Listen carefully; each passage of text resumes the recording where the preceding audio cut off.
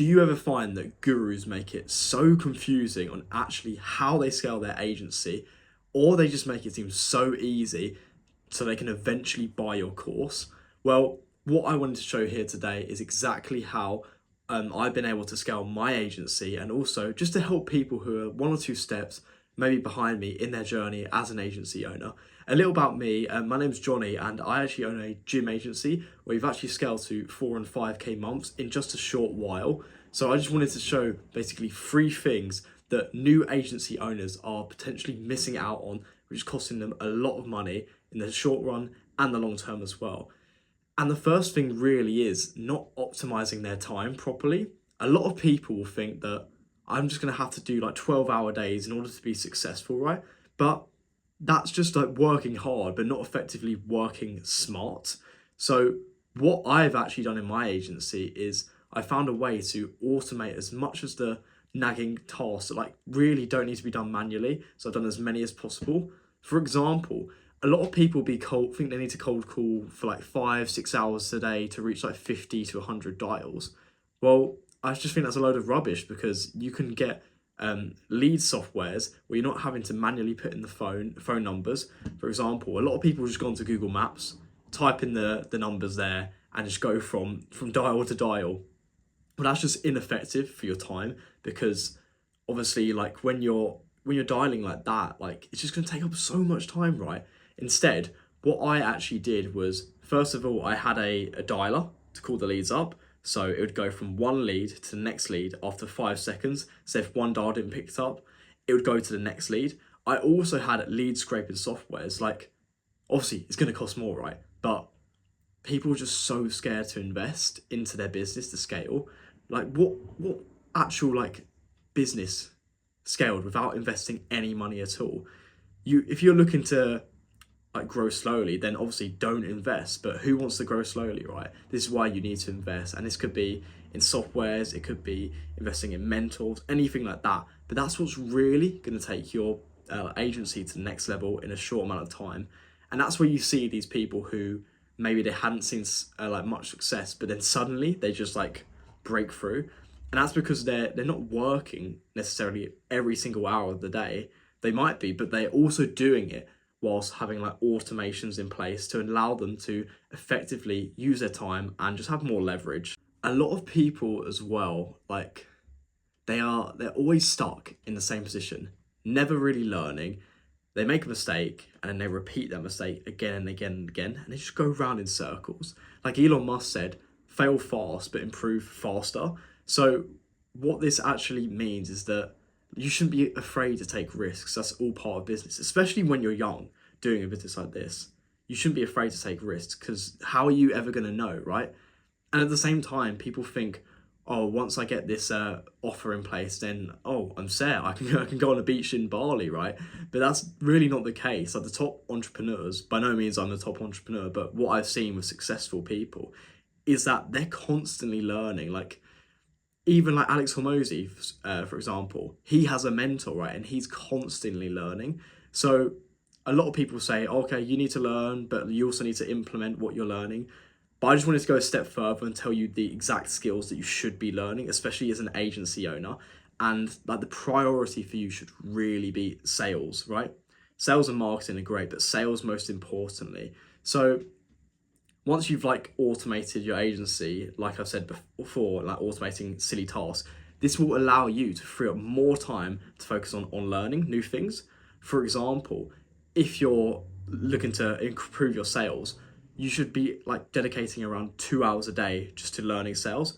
This could mean going through your script again, just like maybe practicing even just one line of the script for like 20 minutes in a row. So that way that line is in your head every time that you like enter a sales call, and you know exactly what to say. Because a lot of people, they never really have that consistent and reliable sales structure. But if you're the one practicing 2 hours a day over time, that's going to compound.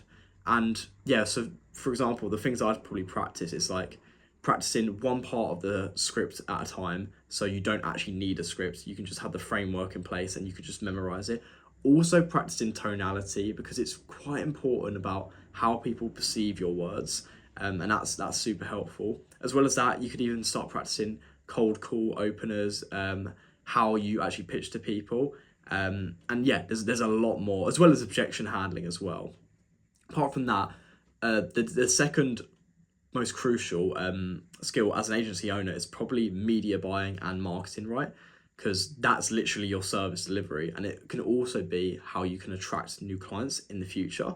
So how you would practice service delivery and media buying and marketing would be essentially you could practice copywriting every day. So what this could look like is on your ads that you're running for clients, like at the start, you're not going to be that great, but if you're spending time every day practicing writing different like hooks and openers, then you're going to be miles ahead of the average ad agency. So you could be practicing like hooks every day, like maybe write 15 different hooks each day.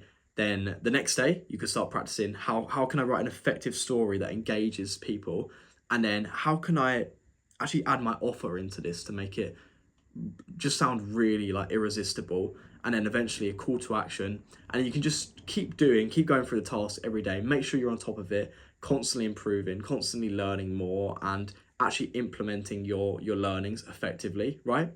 Another way to really shortcut that process I just mentioned is actually investing in coaching, mentorship. I'm not trying to sell you anything, don't worry. But what I've actually found in the past, whenever I've invested in a mentor or a coach, I've scaled much quicker than what I would have done if I was on my own. For example, like I had my first mentor actually in like March time, and within a month we literally quadrupled the like amount of income we were earning as an agency, right? Because how much is not knowing what you don't know actually costing you? Like just think about that.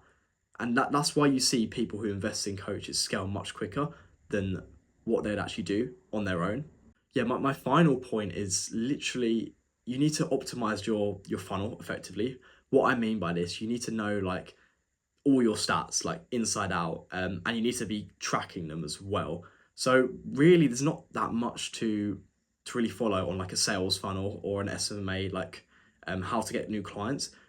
All you need to do is have a reliable outreach method. You need to book people into an appointment. From that point you need to get them to show up, and then you need a good sales structure to close more deals, right? And let's just give this an example. So say if you're doing cold calls, right? You're making 100 dials a day. From that point, 30%, so 30 people will actually pick up and answer the phone, right? Let's say 25 out of those 30 people are being pitched to by yourself. Then you convert 10% of those people who've been pitched to into a meeting.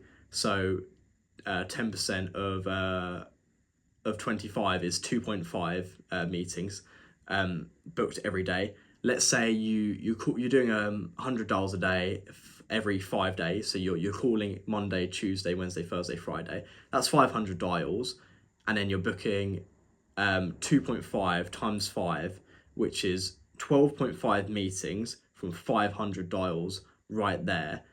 Let's say you're booking 12.5 meetings, 75% of people show up, which is a very consistent rate that you should be getting.